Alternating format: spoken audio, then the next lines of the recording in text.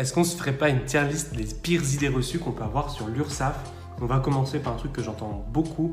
L'URSSAF va me faire un contrôle fiscal.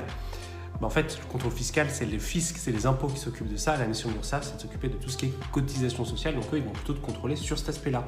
Si jamais ils se rendent compte que tu fraudes au niveau des impôts, ils pourront rien faire. Ils vont juste te balancer au niveau des impôts. Et c'est eux qui provoqueront un contrôle fiscal. On peut avoir un contrôle n'importe quand. Alors, c'est plutôt vrai, en fait, tu peux avoir plusieurs types de contrôles de l'URSSAF. Tu as les contrôles où tu cherches à frauder, tu as fait le malin, ils viennent chez toi, ils vont te péter les genoux, de toute façon, tu as voulu jouer, tu as perdu.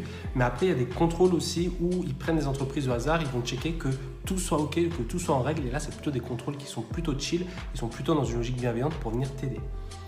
On ne peut jamais rien leur demander.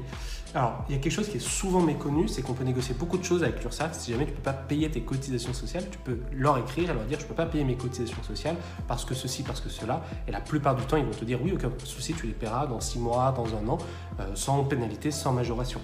Ils m'aident à cotiser pour ma retraite. Bon, c'est surtout faux, ils cotisent, enfin tu cotises pour la retraite des autres et quand tu auras l'âge d'être à la retraite, c'est les autres qui cotiseront pour toi. Et enfin, j'ai un plus gros cerveau qu'eux.